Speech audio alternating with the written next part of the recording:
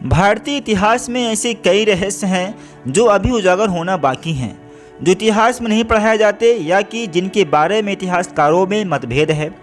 दरअसल भारत के इतिहास को फिर से लिखे जाने की आवश्यकता है, क्योंकि वर्तमान में पाठ्य पुस्तकों में जो इतिहास पढ़ाया जाता है वह या तो अधूरा है या सत्य से बहुत दूर है। यह भी कहा जा सकता है कि वह एक तरफा लिखा गया इतिहास है। दरअसल इतिहास जैसा है उसे वैसा ही प्रकट किया जाना चाहिए। यहाँ हम यह नहीं कह रहे हैं कि जो हम बता रहे हैं वह सत्य है या कि हम एक झूठ को स्थापित करने का कार्य कर रहे हैं। यहाँ सिर्फ सवाल उठाए जा रहे हैं जिनके उत्तर कभी संतुष्ट करने वाले नहीं रहे। जिस देश के लोग अपने इतिहास को अच्छे से नहीं जानते या जिस देश के लोग अपने इतिहास को लेकर भ्रम की स्थिति में रहते हैं, उनमें कभी भी अपने देश के प्रति वैसी भक्ति नहीं रहेगी जैसी होनी चाहिए। उस देश में मतभेद इस स्तर तक बढ़ते हैं कि मनभेद और हिंसा तक फैल जाते हैं। जिस राजनीतिज्ञ को अपने देश के समाज और इतिहास की अच्छे से जानकारी नहीं होगी तो स्वाभाविक रूप से वह समाज में फैली धारणा व अफवाह को सच मानकर कार्य करेगा, जिससे समाज में असंतोष ही फैला रहेगा। चलिए हम इतिहास के एक ऐसे झूठ से आपको रूबरू करा रहे हैं जिसका नाम है वास्को डी गामा ने भारत की खोज की। गोवा में एक जगह है जिसे वास्को डी गामा के नाम से जाना जाता है। सचमुच भारत खोया हुआ था और जिसके बारे में दुनिया कुछ नहीं जानती थी। क्या वास्को डी गामा के पहले भारत में कोई विदेशी नहीं आया था? और क्या भारत कोई ऐसी चीज़ है जिसे खोजा जाए? हजारों वर्ग किलोमीटर के भूभाग को वास्को डी गामा ने खोज लिया। क्या आपको यह हास्यास्पद नहीं लगता? या ऐसा ही है कि आप अपने पड़ोसी के घर को खोज लें और दुनिया में इतिहास प्रसिद्ध हो जाए? हालांकि आजकल पढ़ाया जाता है कि भारत के समुद्री मार्ग की वास्को डी गामा ने खोज की थी। सचमुच यह एक दर्जे की मूर्खता है कि भारतीय बच्चों को यह पढ़ाया जा रहा है कि वास्को डी गामा ने भारत की खोज की। पढ़ाया यह जाना चाहिए कि वास्को डी गामा ने यूरोप को पहली बार भारत तक पहुंचने का समुद्री मार्ग बताया।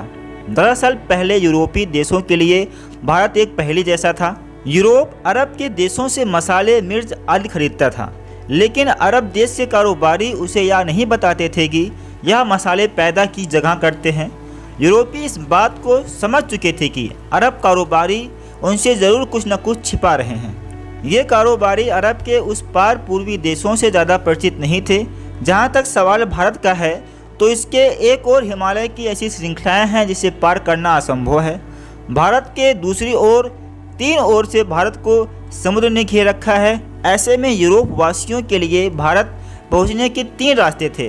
पहला, रसिया पार करके चीन होते हुए बर्मा में पहुंचकर भारत में जाना, जो कि अनुमान से कहीं ज़्यादा लंबा और जोखिम भरा था। दूसरा रास्ता था अरब और ईरान को पार करके भारत पहुंचना, लेकिन यह रास्ता अरब के लोग इस्तेमाल करते थे और वे किसी अन्य को अंदर घुसने नहीं देते थे। तीसरा रास्ता समुद्र का था, जिसमें चुनौती देने वाला सिर्फ समुद्र ही था।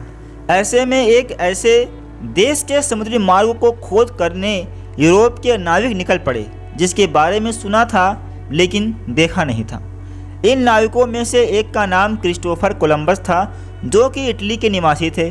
भारत का समुद्री मार्ग खोजने निकले कोलंबस अटलांटिक महासागर में भ्रमित हो गए और अमेरिका पहुंच गए।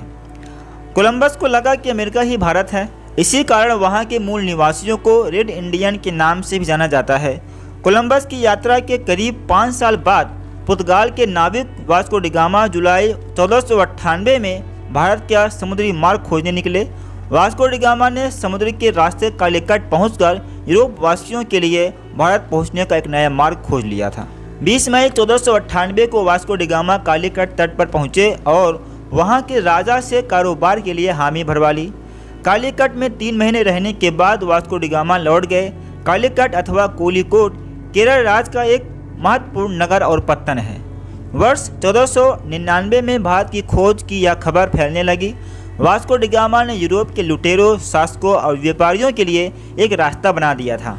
इसके बाद भारत पर कब्जा जमाने के लिए यूरोप के कई व्यापारी और राजाओं ने कोशिश की और समय समय पर वे आए और उन्होंने भारत के केरल राज्य के लोगों का धर्म बदलने में महत्वपूर्ण भूमिका निभाई।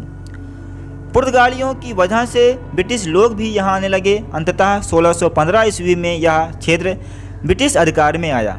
1698 ईस्वी में यहाँ फ्रांसीसी बस्तियाँ बसी।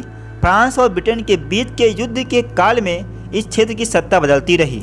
1503 में वास्को डी गामा लौट गए और 20 साल वहां रहने के बाद वह भारत वापस चले गए। 14 मई 1524 को वास्को डी गामा की मृत्यु हो गई। लिस्बन में वास्को के नाम का एक स्मारक है।